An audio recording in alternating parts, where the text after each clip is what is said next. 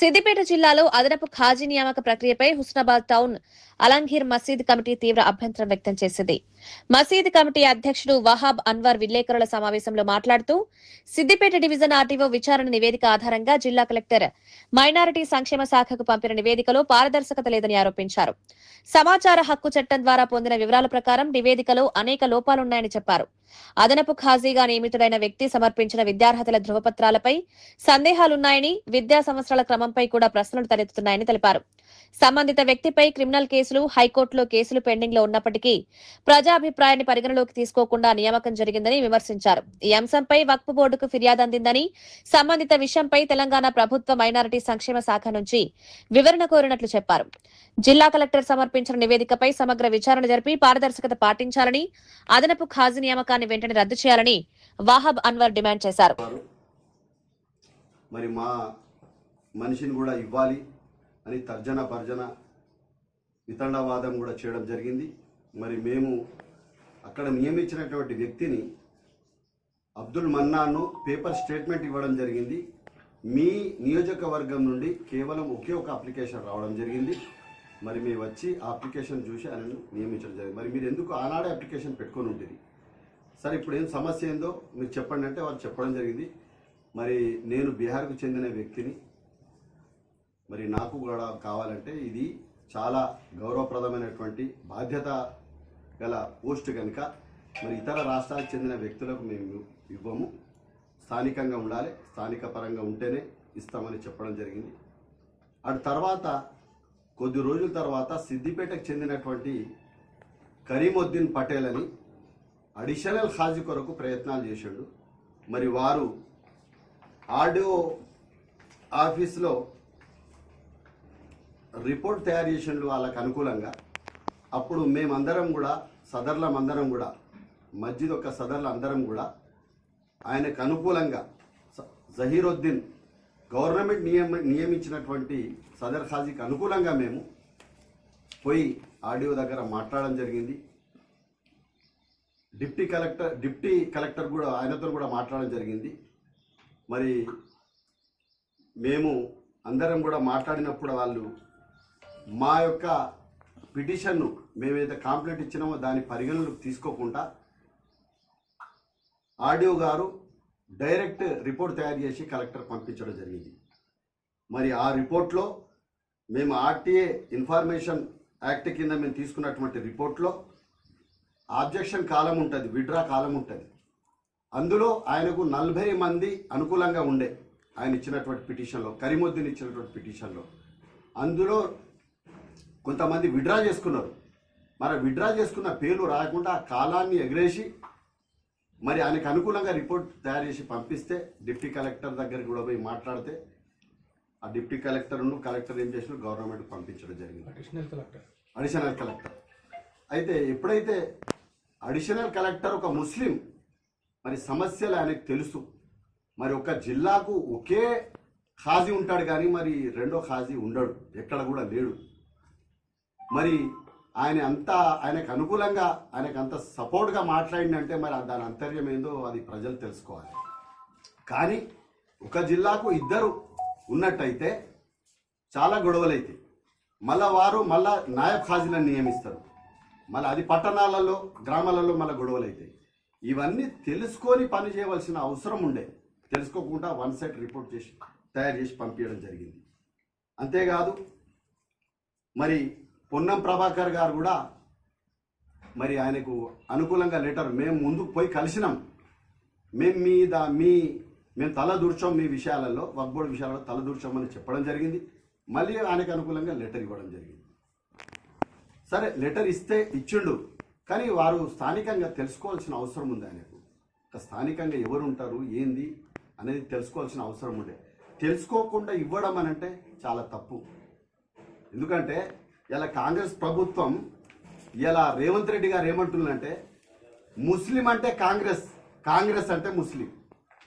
మరి ముస్లిం లోపల కొట్లాటలు పెట్టి చూడు, మరి కాంగ్రెస్ పార్టీ అభిమతమానని నేను ప్రశ్నిస్తున్నా. ఏదైనా ఉంటే సామరస్యంగా పిలిచి మాట్లాడాలి. ఇది సాధ్యాసాధ్యాలు చూసి రిపోర్ట్ తయారు చేసి పంపాలి.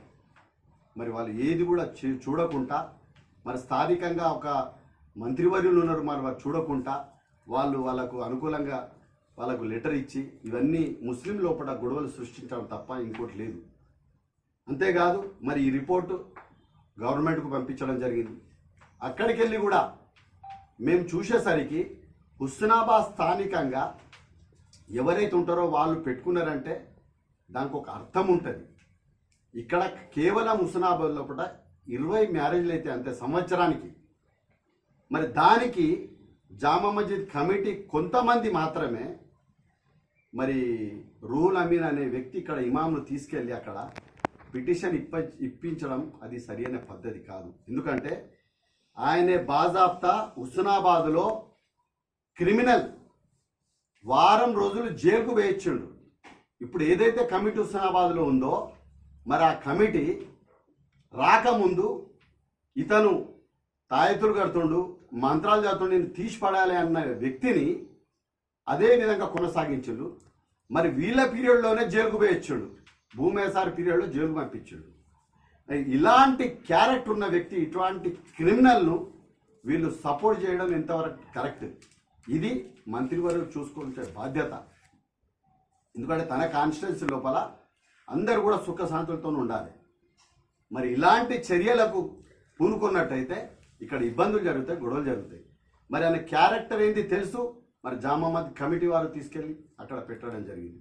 మరి ఇంతకుముందు కూడా వాళ్ళు బీహార్ అతనికి సపోర్ట్గా వేయిండు, దాని సమాధానం దొరికింది, రిజెక్ట్ చేసేసిండు.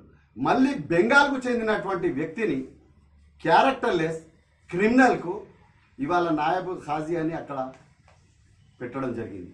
మరి ఏదైతే నాయబ్ ఖాజీ కొరకు పెట్టిందో మరి ఈ అడిషనల్ ఖాజీ కరీముద్దీన్ను ఈ గవర్నమెంట్ వక్ఫ్ బోర్డులో పెట్టడంలో వక్ఫ్ బోర్డు వాళ్ళు గవర్నమెంట్కి పంపించడం జరిగింది ఆయన ఫైల్.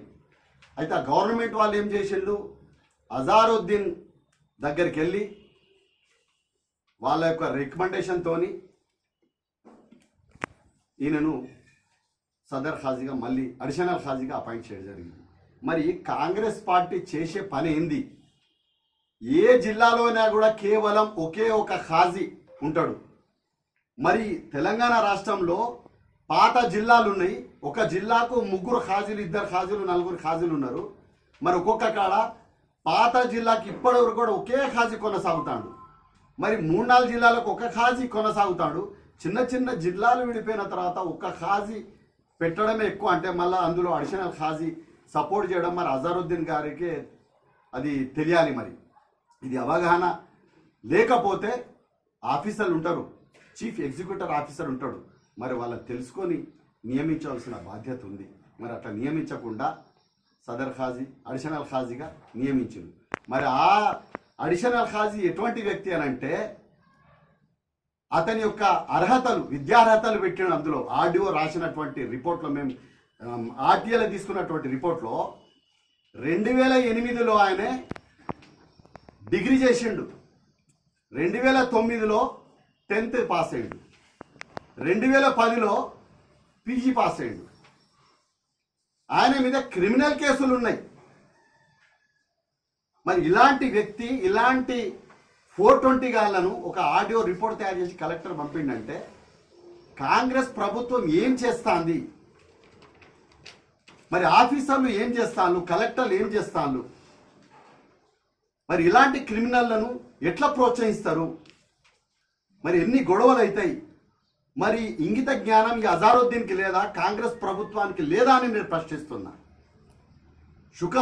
శాంతులతో బ్రతకాలి అందరూ కూడా, ప్రతి మతం, ప్రతి కులం వారు.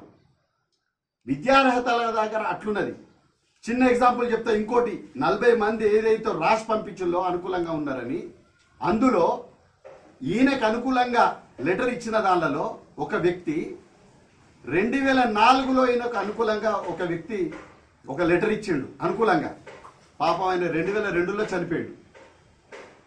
మరి చనిపోయిన తర్వాత 2 ఏళ్లకు లేచొచ్చి ఇచ్చిండ. కొంచెమన్నా ఈ అధికారులకు ఆలోచన ఉండాలి. దానిలో ఏమున్నాయి, వాళ్ళు ఏమేం సబ్మిట్ చేసిండు చూడాలి. 2008లో 10th ఉంటుంది, 2008లో డిగ్రీ పాస్ అవుతాడు, 2009లో 10th పాస్ అవుతాడు, 2010లో పీజీ పాస్ అవుతాడు. ఇవన్నీ చూడద్దా? ఆయన మీద ఇప్పటికీ సిద్దిపేటలో క్రిమినల్ కేసులు ఉన్నాయి. మళ్ళీ ఇది ఆల్రెడీ ఇప్పుడు ఉన్నటువంటి సదర్ ఖాజీ కోర్టులు వేసిండు, కోర్టుల కేసు నడుస్తుంది. కోర్టుల కేసు ఉన్నదని తెలిసిండు కూడా కాంగ్రెస్ ప్రభుత్వం, అజారుద్దీన్ గారు, పొన్నం ప్రభాకర్ గారు రికమెండ్ చేసి మరి ఆ వ్యక్తికి పోస్ట్ ఇప్పించిందంటే అంటే కోర్టు అంటే మీకు విలువ లేదా? ఇదే ఉన్నటువంటి సదర్ ఖాజీ ఆయన వంశ పారంపర్యంగా వస్తుండు. ఆయనకు దాదాపు ఈ జిల్లా లోపల 140 మంది మస్జిద్ ప్రెసిడెంట్లు ఆయనకు సపోర్ట్గా మేము లెటర్లు ఇచ్చినాం గవర్నమెంట్కు, కలెక్టర్కు. మరి దానికి పరిగణలోకి తీసుకోవద్దా? మరి ఏం చేస్తుండ్రు ఈ కలెక్టర్లు, ఏం చేస్తుండ్రు ఈ ఆర్డీఓలు, ఏం చేస్తుంది ప్రభుత్వం? ఇలాంటి వారిని మరి వీళ్ళు ఏ విధంగా వీరు అపాయింట్ చేస్తారు? ఇప్పటికైనా కూడా పొన్నం ప్రభాకర్ గారు కూడా తన నియోజకవర్గం, మీ నియోజకవర్గం సమస్య కనుక 3 సంవత్సరాల క్రితం ఒక నాయబ్ ఖాజీని అపాయింట్ చేసిండు, జిల్లాలో ఒక సదర్ ఖాజీని అపాయింట్ చేసిండు. జిల్లా సదర్ ఖాజీని వెంటనే ఇప్పుడు అడిషనల్ ఖాజీ ఏదైతే ఉన్నాడో అడిషనల్ ఖాజీ మీరు రికమెండ్ చేసినటువంటి వారిని మీరు వెంటనే తొలగించాలి, నాయబ్ ఖాజీలను తొలగించాలి.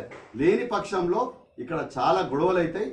దయచేసి పొన్నం ప్రభాకర్ గారు మీకు మేము ఒకటే విన్నవిస్తున్నా, ఇలాంటి పనులు దయచేసి మీరు పరిశీలన చేసి చేయాలని నా యొక్క విజ్ఞప్తి. అంతేకాదు ఇలా కాంగ్రెస్ ప్రభుత్వం ముస్లింల కొరకు ఉన్నాం, मुसलमान बोले तो कांग्रेस, कांग्रेस बोले तो मुसलमान। आज रेवंत रेड्डी साहब क्या कर रहे हैं आप मुसलमानों को किधर लेके जा रहे हैं? आज मौलाना आजाद नेशनल एजुकेशन डे क्यों नहीं मनाए? क्यों नहीं मना? हम आपको सवाल कर रहे हैं। Maulana Azad national education day BRS party में केसीआर साहब हर साल करे प्रोग्राम, इस साल क्यों नहीं करे? आपको मुसलमानों पे बहुत मोहब्बत है, किधर गए आपकी मोहब्बत? हम सवाल कर रहे हैं, क्यों ये प्रोग्राम नहीं कर रहे हैं? आज इफ्तार पार्टी में आज उर्दू में आज लिखना चाहिए, उर्दू लैंग्वेज क्यों नहीं लिखे? उर्दू लैंग्वेज आज तेलंगाना में एपी के जमाने में ही सेकंड लैंग्वेज उर्दू, अब केसीआर साहब सेकंड लैंग्वेज करें। आप क्यों सेकंड लैंग्वेज, क्यों फ्लेक्स में उर्दू में क्यों नहीं लिखा जा रहा है? आज मुसलमानों को क्या करना चाह रहे हैं आप? लड़ाना चाह रहे हैं क्या आपस में? आपको मुसलमानों पर क्या जिम्मेदारी है और क्या मोहब्बत, कितनी मोहब्बत है यहां पे समझ में आ रहा है। అందుకొరకు మీరు ఏదైతే ముస్లింల మీద ప్రేమ ఉన్నదని మీరు అంటుల్లో సీఎం గారు, పొన్నం గారు, ఇప్పటికైనా కూడా దయచేసి సదర్ అడిషనల్ ఖాజీని ఏదైతే మీరు నియమించిల్లో, నాయబ్ ఖాజీలను ఏదైతే నియమించిలో దయచేసి వాళ్ళని తొలగించండి. గొడవలు లేకుండా జరుగుతాయి. ఇప్పటికైనా దయచేసి మీరు దీన్ని పరిశీలించండి, పరిశీలించి పనిచేయండి. ఇలా కాంగ్రెస్ అంటే ఇలా కాంగ్రెస్ మీకు సపోర్ట్ చేస్తేనే ఇలా మీరు గవర్నమెంట్ ఏర్పాటు చేసింది, లేకుండా మీరు ఏర్పాటు చేయకపోతారు. ఇవాళ మంచి బుద్ధి చెప్తుంది ఇలా ముస్లిమ్స్కు. ఇలా ఏం చేస్తుంది మీరు? సంక్షేమ పథకాలు ఇవి బీఆర్ఎస్ ప్రభుత్వం ఏదైతే సంక్షేమ పథకాలు పెట్టిందో అదే అమలు చేస్తాను. దానిలో ఎన్నో తీసేసింది. ఇప్పటి వరకు ₹1 ఫండ్ లేదు. ఏవైతే పాత సంక్షేమ పథకాలు ఉన్నాయో ఇప్పటి వరకు కొత్త సంక్షేమ పథకం లేదు, ₹1 బడ్జెట్ లేదు.